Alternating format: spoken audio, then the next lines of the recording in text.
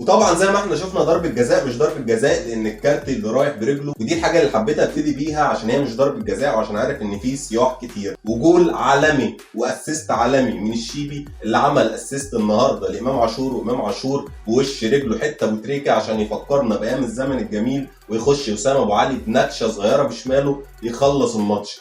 جول بثلاث لمسات بالظبط ابتداهم الشيبي وخلصها وسام ابو علي. الجون جه في بيراميدز والصياح كان في 100 عقبه في نادي الزمالك، زي ما احنا عارفين كلنا في القهاوي وفي كل حته الصياح كان زملكاوي. واهم حاجه طرد الشيبي النهارده بعد التدخل العنيف اللي احنا شايفينه دوت على حسين الشحات، وتقريبا كان عايز القلم الثاني عشان القلم الاول ما كيفوش، فكان عايز القلم الثاني النهارده. ولكن الطرد كفايه عليه والهزيمه كفايه عليه، وطبعا قعد يقلع التيشيرت ويعمل لقطه وبتاع، ولكن اخذ حقه من جمهور الاهلي النهارده، وطرد مستحق وهدف اقل ما يقال عليه عالمي النهارده بثلاث لمسات بداهم الشيبي ونهاها وسام ابو علي. وبرضه هتكلم تاني عن ضربه الجزاء بتاعت الكارتي اللي ما فيهاش اي حاجه، لان زي ما احنا شايفين اهو رجل الكارتي هي اللي رايحه لرجل كريم فؤاد مش العكس، وده الصوره موضحاه، وده اللي الحكم قاله وشرحه بعد الماتش. من اذكى اللقطات النهارده خالد بيبو اللي ابتدى يتقل قوي في الحته بتاعته لما شاف امام عاشور طالع زعلان، وقام وقف زي ما احنا شايفين كده، وقف قدام الكاميرا وعمل لها باي باي يلا مع السلامه. لقطه بتبين ذكاء خالد بيبو